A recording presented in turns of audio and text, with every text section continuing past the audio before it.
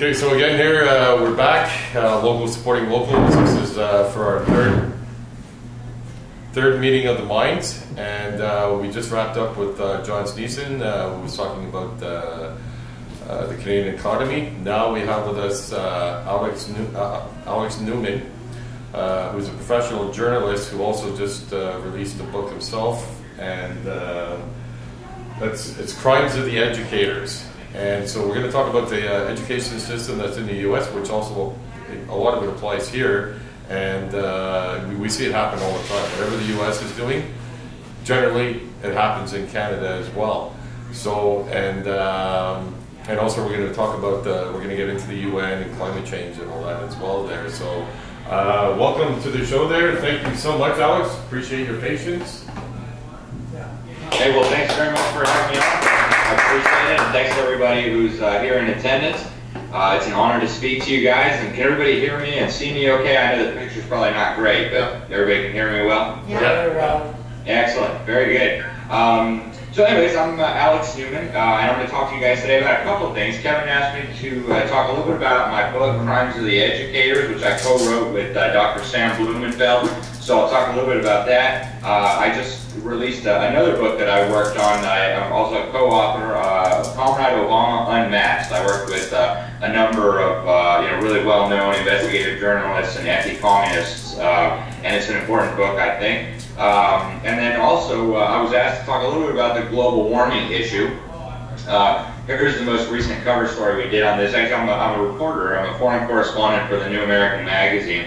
And in that capacity, I've been chasing around the UN climate circus for, 11 or 12 years now, going around the world to their little climate summits.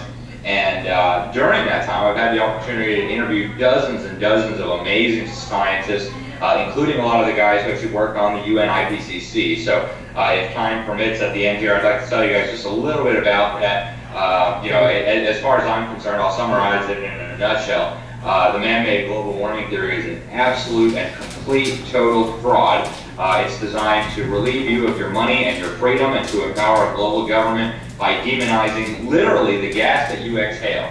And I know there's probably a few people in the audience who disagree with me, but if we have some time for questions at the end, I would love to go through how I came to that conclusion. Because of course I wasn't born a global warming denier, as the media like to call me.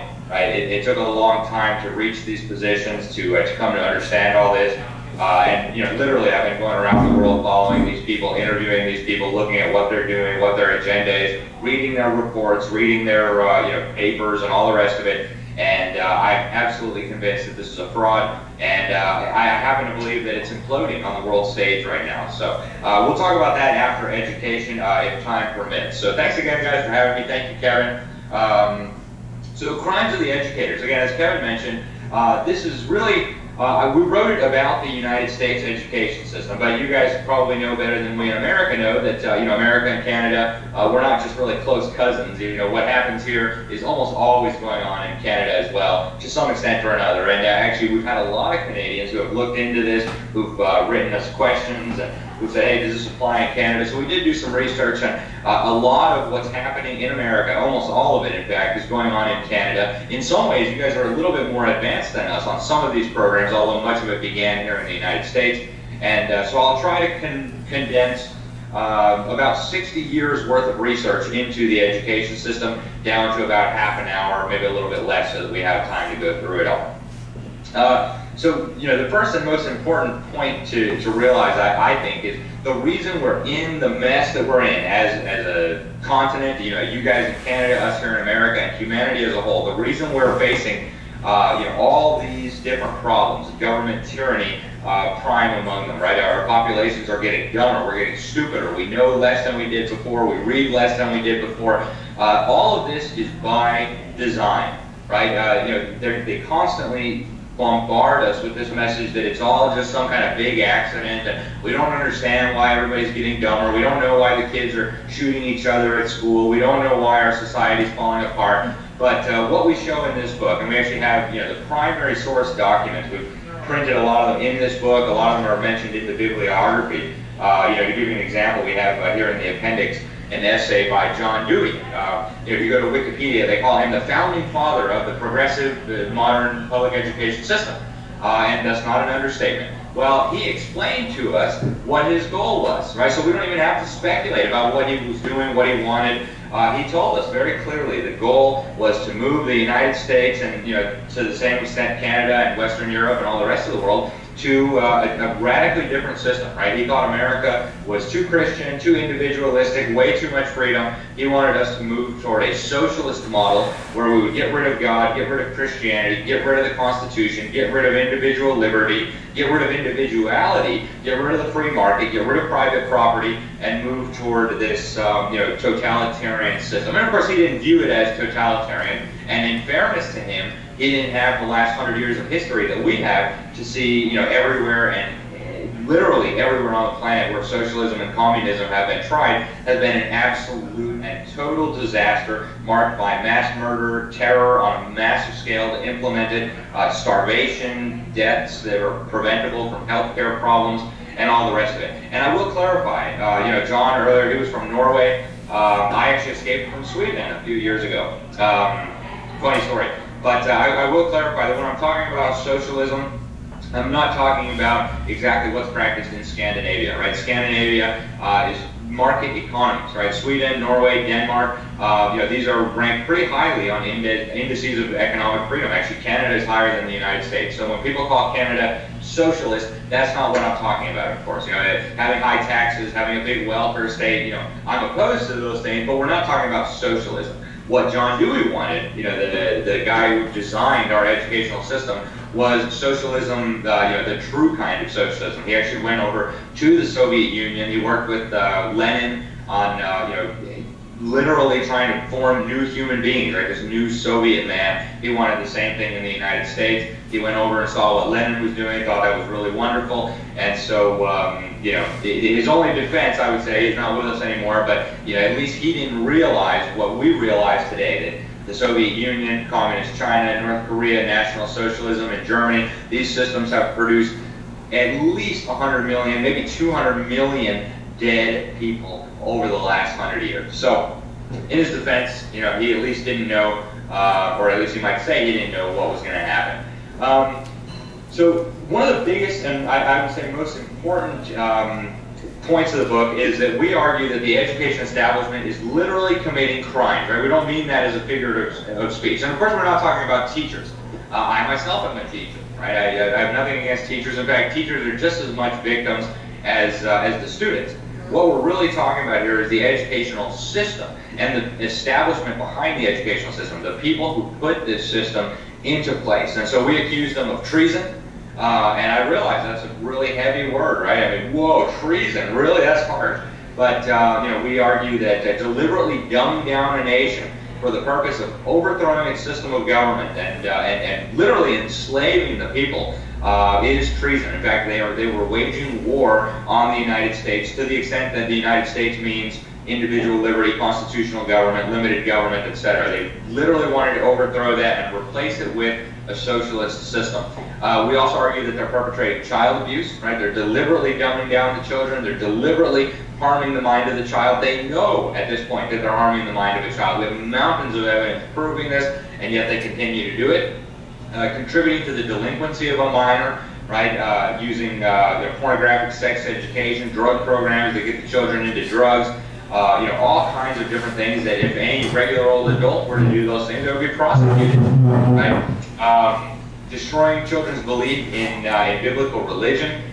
We argue that the schools are doing their best to undermine, the biblical foundations of Western civilization, right? I mean, even to the extent that they're trying to literally get God completely out of the picture so that there are no more moral absolutes, there is no more right and wrong, there is no more reference point, because, as the communists have always understood, you cannot really have tyranny if people understand that there is right and wrong, right? Put those people in that oven so we can kill them. Well, wait a minute, thou shalt not murder, thou shalt not kill, right? So we wouldn't do that. So that's why they've been so heavy trying to attack the biblical worldview, the biblical foundations of Western civilization, because when you undermine that, you make it much easier to bring about horrifying things like what we saw in Germany, what we saw in Russia, what we've seen in China, what we've seen in North Korea, et cetera, et cetera. Drug pushing, right? So they scramble the brains of the kids, and then they deal with that by saying, hey, well, we'll just give you lots of amphetamines and, other hardcore drugs masquerading as medicine, right? And you can pay us a lot of money for the privilege, and we'll turn your child basically into a compliant zombie. We'll do what he's told when he's told, regardless of whether that thing makes any sense or not, whether it's right or wrong. And finally, fraud and extortion. Right? If a businessman were to say to you, hey, I have this product, it does X, Y, and Z, and then you were to purchase that product, and then actually the product did the opposite of what you were told it was going to do, well, you'd be pretty mad, right? You would feel that you had been defrauded. And what we argue is that these government schools have done precisely that, right? They say, hey, give us your children, give us all your tax money, and we are going to educate your children for you. In fact, they're doing the opposite, right? They're not only not educating the children, they're dumbing them down, and they're preventing them from educating themselves. And we'll get into that in just a moment. So this is more applicable to the United States because it was produced in the United States, but it's just as relevant in Canada. In 1983, the federal government put together a commission, and they said if an unfriendly foreign power had imposed this educational system on the United States, we might well have viewed it as an act of war. Right? So this was Ronald Reagan's National Commission on Excellence in Education. And so, we aren't the only ones who've come to this conclusion that, this is an act of war against the people of the United States. And we say, well, just because it wasn't foreigners who imposed it doesn't make it any less an act of war, right? The same commission also found that the educational foundations of our society are being eroded to an extent that threatens our very future as a nation and as a people. So our future as a nation and your future as the Canadian nation is being threatened by this fraud masquerading as an educational system.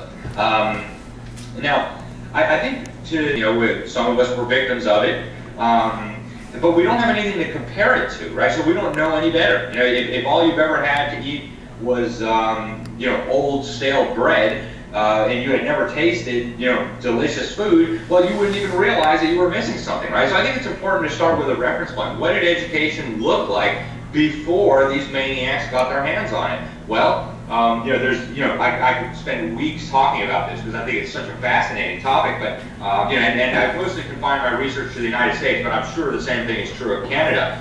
In the 1700s, in the 1800s, Americans were incredibly smart. I mean, just mind-bogglingly smart. If you go pick up a textbook from middle school, that was used in the mid-1800s, late 1800s, I guarantee you, unless you're some kind of super genius, you will not be able to answer those questions. Literally stuff that middle schoolers were expected to do, mental math problems that they were expected to do. College graduates couldn't do that today with a calculator, and I'm not exaggerating at all. So John Adams, one of our founding fathers, he wrote that a native of America who cannot read or write is as rare an appearance as a comet or an earthquake. Right, so that's pretty rare, right? We don't have a lot of comets, we don't have a lot of earthquakes. That's pretty rare, right? Thomas Jefferson, the guy who wrote our Declaration of Independence, who said that it's a self-evident truth that we're all created and that our God gave us individual rights, unalienable individual rights. Absolute genius. I don't agree with him on everything, but this guy was a super genius. He bragged that American farmers were the only ones in the world who read Homer, right? Nowadays you can ask the kids about Homer and they'll go, don't, talking about Homer Simpson. and some of you probably don't even know what I'm talking about, unfortunately. And that's the truth. We have been so dumbed down. We don't even know what, the great works of literature are anymore. We don't even understand anything about our civilization, where, all this knowledge compiled over thousands of years by humanity is just being lost. We just don't know it anymore. A couple of quick statistics on literacy. Between 1787 and 1795, 95% of Americans could read and write. And this is Literacy in Colonial New England by University of Montana scholar Kenneth Lockridge. He did a lot of different studies trying to figure this out. In some cities, places like Boston, almost 100% of Americans were literate, right? Could read and write. And when I say literate, I mean really literate. I mean, they could read, amazing works of literature, stuff that today would seem incomprehensible to people. Read the Federalist Papers, for example, the documents that our founders published about the Constitution.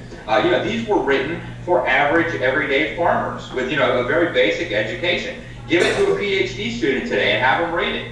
right? And it's not because it's written in Old English or anything like that. It's too complicated for people to understand today. So what happened? What happened? And I will explain what happened to the literacy in the United States. And the same thing is going on in Canada as well. You know, a couple more quick points. Another big study that was done on literacy in early America, the National Education in the United States, study published by DuPont de Nemours, published in 1812. He said that most young Americans, therefore, can read, write, and cipher. Not more than 4 in 1,000 are unable to write legibly, even neatly, right? And so this was published in 1812. Everybody could read and write, absolutely everybody. And the reason for this is very simple. You know, we don't have to speculate, we don't have to guess. You know, the very first education law that we had in what is today the United States, it was passed in 1647 in the Massachusetts Bay Colony. At that time, we were still, you know, under the dominion of you know, the British Crown. And this law, it was called the Old Deluder Satan Act, and what it said was that one chief project of that old deluder Satan is to keep men from knowledge of the Scriptures. And so what they decided is that every town that has more than 50 families in it needs a school, and that every child needs to learn how to read, because they all need to learn how to read their Bible. So everybody was expected to learn how to read. The New England Primer, which was for a long time the most widely used tool for teaching reading and writing in the United States. I mean, this was almost universally understood, right? I mean, almost everybody knew how to read and write, and they knew how to read and write very well. Of course, we did not have this $1 trillion a year monstrosity called the education system, or what we call today the education system. I think it's a misnomer. And yet still, everybody could read. How is it possible that this happened? Well, we had a lot of homeschooling back then, right? Most of America's founders, you know, they knew Latin, they knew Greek, they knew calculus, they knew the history of the world, they knew all about the Roman Republic. I mean, they knew more, they forgot more in a week than we learned in our entire life. It was that serious. These guys were educated by their parents, by private tutors, and by their churches, right? And they were incredibly well educated. They received, again, classical education. They knew scripture, they knew science, they knew religion, they knew political science, they knew mathematics. They were lawyers, doctors, theologians, all in one, right? All in the same person. And yet, you know, today we really don't know anything. So, you know, all the way up through the Civil War, and then I'll stop, you know, with history stuff. I just want to give you guys a reference point so that you know what it used to be like, so that we can get a picture of how bad it is today. Literacy rate, this is from the Smithsonian Magazine in 2016. They said that literacy rates during the U.S. Civil War, which was the mid-1800s, 90% of Union soldiers could read, more than 80% of Confederate soldiers could read, and a lot of those were slaves, right? So even slaves knew how to read. Just literacy was just very widespread. Not all slaves, obviously, but many did. Now, let's fast forward to today, right? So, you know, I think it's pretty well established now that almost all early Americans could read. You know, there were some exceptions, but almost everyone could read back then without this $1 trillion a year so-called education system. Well, let's just take a quick snapshot of today. The federal government in America in 1993 did a study. They found out that half of Americans either could not read at all or were so close to being illiterate that they're functionally literate, right? They can barely read. They might be able to read a stop sign, but you know, when it comes to real education, real literacy, you know, they won't open any, they'll never open a book of pleasure. They can't read their Constitution, their Declaration of Independence, any of it, right? In 2003, the government again did another study, the National Assessment of Adult Literacy. They found that more than 50% of Americans either could not read or were so close to illiterate that we might as well call them illiterate. And this is the government's own numbers, mind you. This isn't me speculating. This is what the government found. In Washington, D.C., the situation is even worse. More than 2/3, according to the State Education Agency report, government numbers again, more than 2/3 of residents of Washington, D.C. over the age of 15 are functionally illiterate, right? Now, just let that sink in, right? More than 2/3 of the population of my country's capital city cannot read. Again, they cannot read. They can't read the newspaper. They can't read the news. They can't read the Bible. They can't read a history book. They can't read a science book. They can't read anything, right? So that's how bad the situation has gotten. And yet we're spending more money than we've ever spent on so-called education. In Washington, D.C., they spend almost $20,000 a year per student to supposedly educate these children. And you're telling me that 12, 15 years, these kids are graduating, they can't even read their high school diploma, and yet I can teach a 4-year-old how to read in 2 months. Who among you thinks that this is an accident? Raise your hand. I can only see a few of you, but does anybody think that this is an accident? No. I mean, it's absolutely preposterous to believe that this is some kind of big mistake and we just all forgot how to teach reading, right? Reading is not all that hard to teach. Again, I taught a 4-year-old how to read in 2 months with a $20 book. I mean, it was the easiest thing in the world, almost no effort. And yet these people spending, you know, $200,000 on these kids, and the kids graduate, they can't even read. Something does not smell right?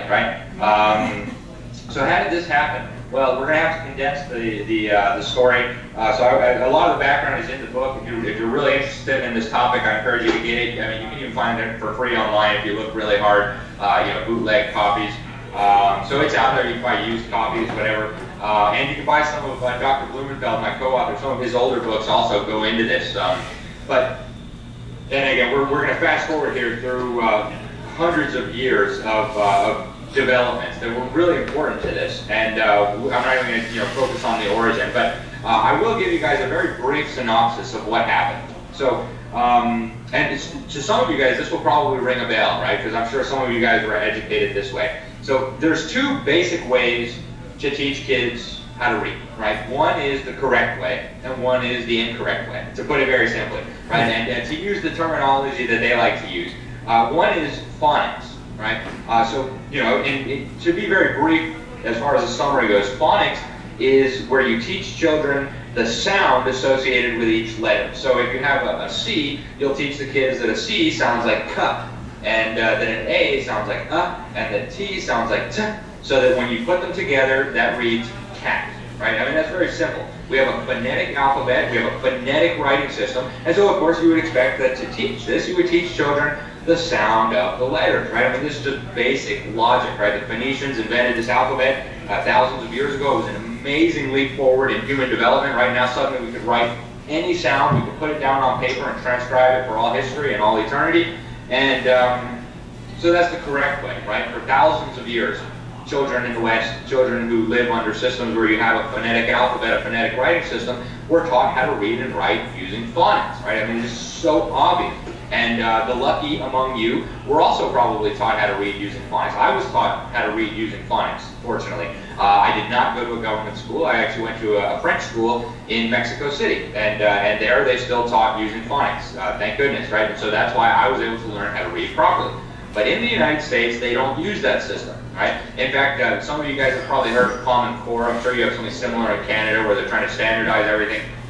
Well, under this system, they have a formula for teaching reading, and it includes the system that I'm about to describe. So there's all kinds of different terms they've used to try to conceal what they're doing, because people find out about it and they say, wow, that's horrible, why would you ever want to do that? And so then they change the name. Right? But some of the terms is the whole word method, the look-say method, the sight method, the balanced approach, right? Teachers in the audience, I'm sure you know what I'm talking about. You probably learned this at your College of Education, right? Oh yeah, the primitives, they used to use phonics, but now we enlightened people, we use the whole word method or the balanced approach or whatever, right? So a very brief summary, and this will sound so ridiculous to you that I don't expect you to believe me. Don't take my word for this. Go out and go talk to some reading teachers in Canada.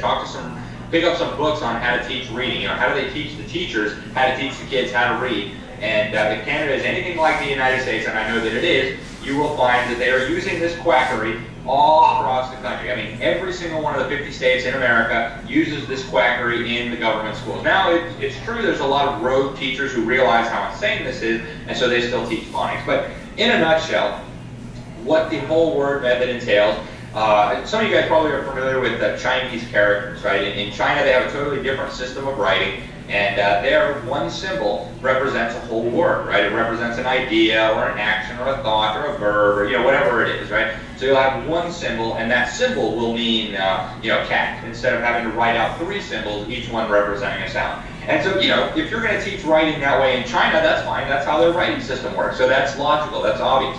But what they do in the United States now, and in Canada as well, is they try to teach students to read our phonetic writing system using the Chinese method. So instead of teaching the kids a C is a K, an A is an and a T is a T, they'll put cat on the board, and they'll say, take a look at this series of squiggly lines, and now remember that when you see squiggly lines in this order, that means cat. Right? And so you're probably thinking, hey, that's ridiculous. Why would anybody do that? That doesn't make any sense at all. And there you go, right? So that is the key to understanding the literacy disaster that we have in the United States, that you have in Canada, that is taking place all over the world. Right now, the UN is promoting this. The UNESCO, the UN's Educational, Scientific, and Cultural Organization, is promoting this quackery to be used all over the world, right? Even though we know from countless studies, from, you know, I can spend a week talking about, you know, all of the proofs that this causes illiteracy. I mean, it's just mind-blowing. Ever since this was first tried, they knew it caused illiteracy, right? The first time this was ever used was in the public schools in Boston in 1844 under a guy called Horace Mann. He imported the Prussian system of education to the United States, and he thought this would be a good idea. And in fairness to the guy who developed it, he had nothing but the best of intentions, right? It was a reverend. He wanted deaf children to be able to learn how to read. Deaf children can't hear sounds, and so of course you can't teach them phonics because they don't know what the sound sounds like, right? And so he said, well, what if I teach them to memorize the words? And for deaf kids, you know, God bless them, that's an amazing development, because it allowed deaf kids to learn kind of how to read, right? It was better than nothing. And yet this guy Horace Mann said, hey, you know, that works well with deaf kids. Why don't we try this with everybody else? And so they tried it in the schools in Boston. They used it for a few years, and then a few years later, all of the headmasters, all the schoolmasters in Boston came together and they said, enough, this is ridiculous. The kids aren't learning how to read. In fact, we're giving them reading handicaps. So they wrote a brilliant essay. I encourage you guys to go read it. They said that this is neither called for nor sustained by sound reasoning. Nowadays, we know it produces dyslexia. It produces a permanent hatred of reading. It produces all sorts of reading disabilities. You know, if your kid gets put in special education because they can't learn how to read using this quackery. And so, you know, since then, now we even have modern-day brain scans, right? Now we can scan the brains of children who have learned how to read using phonics and who have learned how to read using this quackery, and we know this actually damages the physical brain of the child. It wires the brain wrong, and we can see this on a brain scan. I mean, you know, you don't need to be a brain surgeon to realize that this is a gigantic scam. And scam might be too nice of a word, right? Treason, child abuse, and all these other things is, I think, a better term to describe what's happening here, because this is not a secret. This has been known for a long, long time. Many people have tried to bring attention to this. In the United States, we had a guy called Rudolph Flesch. He published a book in the 50s called Why Johnny Can't Read. And what he said is, hey, you're teaching kids to read using the whole word method. Of course they're not learning how to read. Nobody can learn how to read that way. It's ridiculous.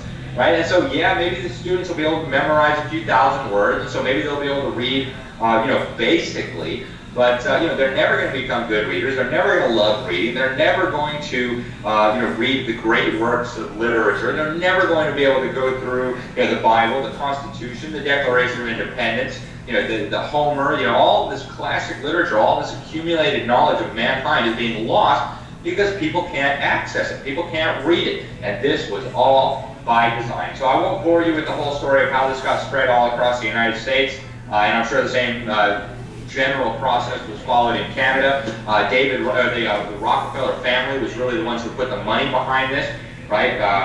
You know, if you don't know anything about the Rockefellers, I encourage you to find out more about them. You know, it's very, very sinister. They this room knows the Rockefellers. Sorry? I said this room is very well aware of who the Rockefellers, Rothschilds, and yeah, we're full. Excellent, very good. So we're full red pill. Right, very good. So you guys know then, you know, when the Rockefellers put money behind something, it's not to help us out, right? No. It never is. It's always to enslave us, to kill us, to, you know, take away our money, take away our freedom, and the same is true here, right? So they put millions of dollars behind this quackery, and they succeeded. You know, again, it's in every government school in America today. It's part of the Common Core, right? They want the kids, by the time they're in kindergarten, they have the kids memorizing words, right? What kind of idiot system where you're going to memorize words when you have a phonetic writing system? It's just so asinine. It defies any logical explanation, unless the explanation is that these maniacs want us not to be able to read, right? And there's a very specific reason why that is. I realize I'm almost running out of time here. I'll talk a little bit about John Dewey. John Dewey, again, the architect of today's government school system. He got millions of dollars from the Rockefellers to do this. And his strategy was, of course, to take over the teaching colleges, right? So he wanted to take over the colleges that teach the teachers of the teachers, right? So he went to go work at Columbia University, teaching college, one of the most prestigious education schools in the United States. They were teaching the ones who are going to go take over the teaching schools, which are going to teach the teachers, which are going to go teach our students, right? And so that was the strategy to get this quackery spread across the entire United States. That's what Rockefeller put his money behind. So if you read his writings, again, he was very clear about what he wanted. He did not think kids needed to learn how to read, especially at a young age. He did not think they needed math or writing or any of these basics. He thought the purpose of education was to make us all into good little socialists, right? Good little collectivists who would, be willing to be subservient to the system, so-called, rather than, pursue our own individual goals and wishes and so on. So again, he went to the Soviet Union. He worked with Lenin. Lenin, of course, one of the biggest mass murderers of all time. Paved the way for Stalin, another one of the biggest mass murderers of all time. Paved the way for Mao, another one of the biggest mass murderers of all time. So these are the types of people that we're dealing with. Dewey was also, and this is a whole nother element that we go through in the book. We're not going to have time to hit it today, but Dewey was also one of the drafters and signers of the Humanist Manifesto. For those of you who don't know, they say the schools are secular, that they don't teach any religion. That is absolutely 100% false. Could not be further from the truth. They are teaching your children a religion. It's just not the religion that our countries were founded on. Right? It's not the religion of our forefathers. It's not the religion at the heart of Western civilization. So their religion, and they actually called it a religion back then, and our courts have declared it to be a religion, although they won't tell you that openly today. You say, you're teaching my kids religion. Oh, that's not religion. But they are teaching the kids a religion. It's called humanism, secular humanism. And if you read John Dewey's Humanist Manifesto, a lot of prominent people signed this. The very first plank of their manifesto is that, we believe that we are not created, the universe is eternally self-existing, and there is no God, right? And if you've ever read the Bible, the very first words in the Bible, in the beginning, God created, right? So obviously, these two belief systems are incompatible with each other. But one of them is preach to your children all day, every day in school. The other is absolutely forbidden, and the teacher will be fired if they dare mention it. So there is religion in school. It's just not the religion that America and the West was basically had at its heart. So again, John Dewey was a socialist. We might call him a communist today. The same Humanist Manifesto said we got to get rid of nations. We got to get rid of private property. We got to get rid of all the individualism, all the rest of it, and we have to move toward this new system, right? So that was John Dewey for you in a nutshell. This is the guy most responsible for the fact that we now have this abominable reading system in every government school in our country and probably in yours as well. And so, I'm almost out of time here, and I do want to save a little bit of time for the global warming stuff. What I will say now is that there is an agenda to standardize education around the world. UNESCO is working to standardize education all over the world. They're working to push this whole word method into schools all over the world. They want 4-year-olds getting sexual education all over the world. They want fake history, fake science taught to children all over the world. And if we do not resist this, I can guarantee you, unless there's divine intervention or something, if we don't resist this, within a few generations, liberty is going to be lost. Our nations are going to be lost, and we're going to be living in a totalitarian global system. There's no two ways about it. They've had more than 100 years to perfect their indoctrination program. They are masters at brainwashing your children, at getting your children to turn against your values, to turn against you, to go take drugs, to go do anything they want except actually learn. This was all by design. It wasn't an accident. And if we don't pay attention here, that's why I focus so much on education. We can fight all the battles in the world. There's lots of important battles out there that we need to be involved in. You guys have been talking about a lot of them today. The scams with our food, trying to get everybody dependent on the system. The money scam, right? The Federal Reserve, the Canadian Bank, the fiat money. All of this is incredibly important. And I congratulate everybody who's involved on these issues. But education transcends them all, in my opinion, because they're brainwashing. In America, something between 80 to 90% of our students in these government brainwash camps. In Canada, it's probably something similar. And if we lose on this battle, all the rest of it is a moot point. And so again, UNESCO is working to standardize. They actually have what they call a world core curriculum. Believe it or not, this is absolutely true. You can go read it on UNESCO's website. I encourage you to dig into this. If you want to have your mind blown. These World Core curriculum, it was actually developed by a guy called Robert Mueller. He was an Undersecretary General of the UN. And he said the Corps was dedicated to and based on the teachings of Alice Bailey. Now, if you've never heard of Alice Bailey, you should go check her out. She was the founder of the Lucifer Publishing Company, and she wrote lots of books. Actually, she didn't write them. She said these ascended masters would write them through her. But you know, if you want to have your mind blown, go read about Alice Bailey, and then realize the World Core curriculum that the United Nations wants in every school all over the world is dedicated to this lady. And so, you know, to conclude my remarks on education, guys, I know it's hard to, you know, find an alternative solution, but if you have kids in a government school, I cannot urge you more strongly to get them out. You know, I don't care what you do. You would be better off taping them to a chair while you go to work than putting them you know, if you want to homeschool them, you want to put them in a good private school, you know, a Christian school, a homeschool co-op. There's all kinds of amazing options out there. There's now online schools that are doing a great job. Actually, I teach at one. All kinds of amazing resources out there. So please, guys, you know, there's nothing more important than your children. You know, you need to spend some time. Don't believe anything that I'm saying about this, right? You guys don't even know who I am. I'm just some guy talking to you through Skype. Go read about this for yourself. Go research for yourself. And if you come to the same conclusions that I did, you will realize you must act. And we can all do this, right? We don't have to go have a revolution. We don't have to, you know, go change the law. We don't have to go, you know, march on Washington or in Ottawa or whatever, right? Just take the kids out, right? It's a powerful, powerful thing, and it's within all of our power, right? We don't have to do anything. We don't need any kind of special training. And as an added bonus, homeschool kids are much smarter than the victims of the government schools, even on the government's own tests, right? And that's a terrible measure. But even on the government's own tests, homeschool kids are blowing away the government school kids. And you know, there's only benefits, no downsides. Yeah, you might have to sacrifice a little bit, right? Maybe one less vacation, maybe you can't have a fancy car, whatever it is, but there's nothing more important than your kids, guys. So please make that your priority. That's all I'll say on education, unless you guys have some questions. You know, I think we're almost out of time, so I won't even bother going into the global warming stuff. If somebody wants to ask any questions, I will be very happy to answer them. You can find any of this material that I've been talking about online. If you just put my name into Google or DuckDuckGo or whatever and type in climate or education or whatever, you'll find just mountains of stuff. And with that, I'll conclude. Thank you guys so much. And if you have any questions, I'm happy to take them. Okay, Alex, I guess you got another show or something you got to do, or another day? Yeah, I have a commitment at 7, so I'm not in any big rush. If you guys have any questions, I'm very happy to take them. So. No, well, that's why maybe what we can do is, because I really want to talk climate change with you, and maybe I can give you a call at another time and do another show with you.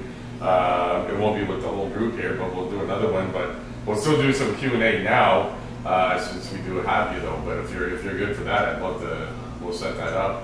Yeah, excellent. Yeah, very good. Yes. Okay. So climate change. you got the global explanation of climate change and carbon tax and all of that, and then there's the like, what would you call the other climate change? Like, what's really going on?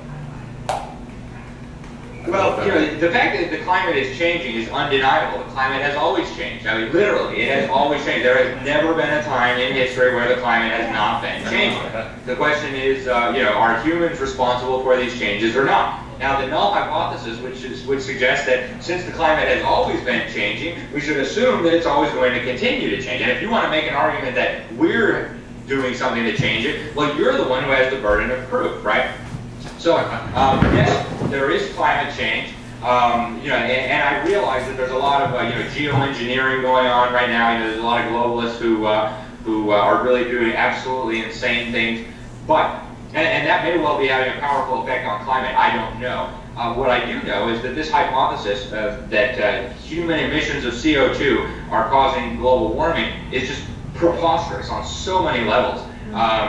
You know, I could spend weeks giving proofs about why this hypothesis is ridiculous, but I think the most simple one, you know, we can do this in 2 minutes. I wish I had a way of putting my presentation up on the screen for you guys, but you know, there's a couple of graphs out there, right? The United Nations had 73 climate models, And they forecasted that, if CO2 continues increasing, temperature is going to do something like this, right? And they had 73 models. Each one of those lines went up like this, right? Every single one, some higher, some lower, but every single one went in an upward direction.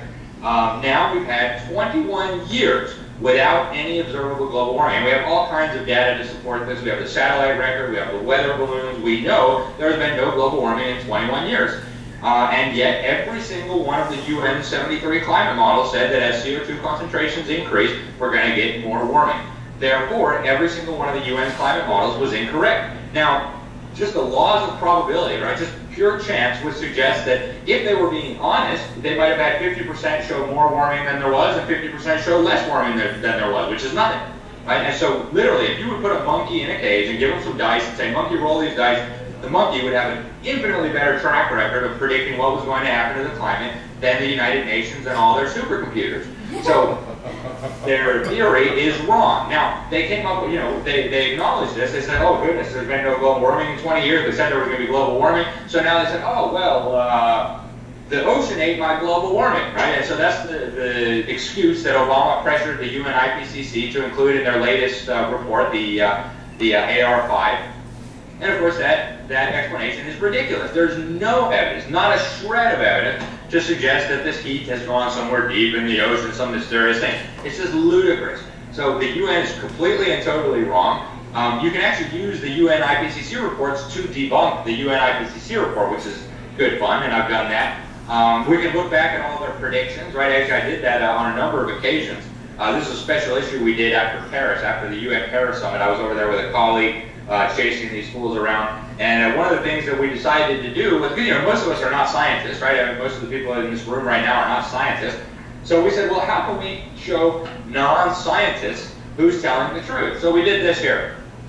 We took a look at all the falsifiable predictions that the global warmers have made over the last 30 or 40 years, since this climate change idea started coming into vogue. Every single one, without exception, has been completely and totally wrong. And we can start at the beginning, right? In 1975, when this hoax was first heating up, some of you guys might remember it was the global cooling hoax, right? They said man's emissions of CO2 are going to cause global cooling, and that's going to cause an ice age, and we're all going to die. And here, I quote from Newsweek, 1975. This is what Newsweek said. It said, there are ominous signs that the Earth's weather patterns are changing, and changes may portend a drastic decline in food production, blah, blah, blah. And their solution, one of the proposed solutions of these experts was, and I quote, melting the Arctic ice cap by covering it with black soot.